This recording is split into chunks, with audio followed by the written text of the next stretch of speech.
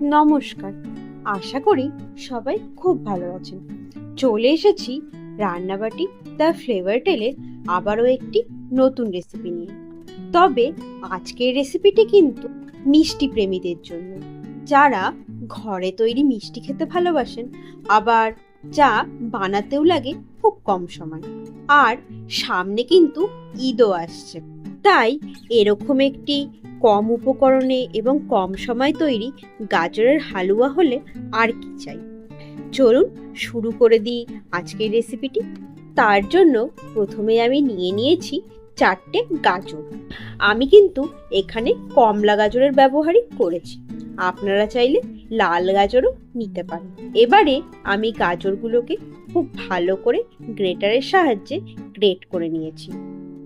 এরপরে আমি নিয়ে নিয়েছি কিছুটা কাজু, কিশমিশ এবং আমন্ড, আর সেগুলোকেও একটু কুচি করে কেটে নিয়েছি। আপনারা আপনাদের পছন্দ মতো ড্রাই ফ্রুটসের ব্যবহার করতে পারেন। আর এর সাথে আমি নিয়ে নিয়েছি একটি 10 টাকার প্যাকেটের 1 প্যাকেট গুঁড়ো দুধ। আর হ্যাঁ, সাথে কিন্তু আমি 200 ml মতো ফুল ফ্যাট দুধের ব্যবহারও করেছি। আপনারা চাইলে টোন্ড মিল্কের ব্যবহারও করতে পারেন। এবারে একটি কড়াইতে 2 চামচ মতো ঘি গরম করে তাতে আমি দিয়ে দিলাম তেজপাতা, অল্প দারচিনি এবং একটি ছোট এলাচ। আপনারা চাইলে ঘিয়ের পরিবর্তে সাদা তেল বা বাটারের ব্যবহারও করতে পারেন, তবে ঘি দিলে গাজরের হালুয়ার স্বাদটাই অন্যরকম হয়। এবারে এগুলো একটু ভালোভাবে ভাজা হয়ে গেলে তাতে দিয়ে দিলাম গ্রেট করে রাখা গাজরগুলো এবং খুব ভালো করে এবারে গাজরগুলোকে ঘিয়ের সাথে ভেজে নেব।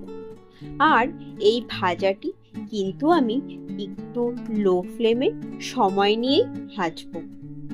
আস্তে আস্তে ভাজতে ভাজতে দেখবেন গাজরগুলো বেশ নরম হয়ে এসেছে এবং পরিমাণেও অনেকটা কমে গেছে। সেই সময় এবারে গাজরের মধ্যে দিয়ে দিলাম আমি আমার স্বাদ মতো ওই 3 চামচ মতো চিনি। আপনারা চাইলে গুড়ের ব্যবহারও করতে পারেন। আর মিষ্টি দেওয়ার সময় অবশ্যই খেয়াল রাখবেন যে গাজরেও কিন্তু বেশ কিছুটা মিষ্টি থাকে। আবার আমি মিল্ক পাউডারের ব্যবহারও করব, তো সেক্ষেত্রে আবারও কিছুটা মিষ্টি কিন্তু হয়েই যাবে। এবারে আমি 200 ml মতো একটু ভালো করে ফুটিয়ে রাখা ফুল ফ্যাট দুধ দিয়ে দিলাম। আমি কিন্তু এখানে দুধের সরটাও দিয়েছি। এবারে আমি ভেজে রাখা গাজরগুলোকে দুধের সঙ্গে বেশ ভালোভাবে মিশিয়ে দেব এবং একটু ফুটে যাওয়া অবধি অপেক্ষা করব। এরপরে এতে দিয়ে দেব ওই কুচি করে রাখা ড্রাই ফ্রুটসগুলো।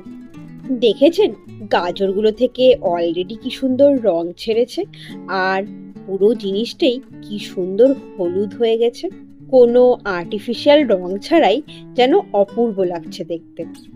এবারে সব কিছুকে আবারও একবার খুব ভালো করে মিশিয়ে লো ফ্লেমে ফুটতে দেব এবং মোটামুটি 5 মিনিটের জন্য ঢাকা দিয়ে গাজরগুলোকেও একটু সেদ্ধ হতে দেব।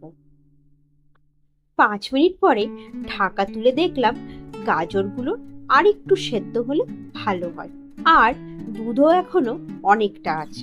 এটাও একটু ঘন হলে এর স্বাদও খুব ভালো হবে। তাই আবারও একটু 5 মিনিটের জন্য ঢাকা দিয়ে ফুটতে দিলাম। 5 মিনিট পরে ঢাকা তুলে এতে 3 চামচ মতো মিল্ক পাউডার মিশিয়ে দিলাম এবং আবারও খানিকক্ষণ একটু ভালো করে ফুটিয়ে নিলাম।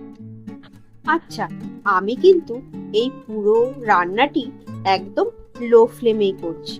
যাই হোক, এবারে গ্যাসের ফ্লেমটি বন্ধ করে দারচিনিকে গ্রেটারের সাহায্যে গ্রেট করে ওপর থেকে দিয়ে দিলাম এবং ঢাকা দিয়ে এটিকে ঠান্ডা হতেও রেখে দিলাম।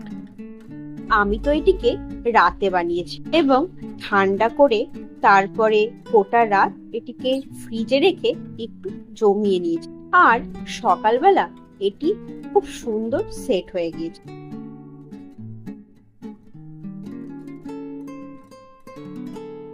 এবারে এটির ওপর থেকে অল্প মিল্ক পাউডার আর ড্রাই ফ্রুটস ছড়িয়ে পরিবেশন করাই যেতে পারে।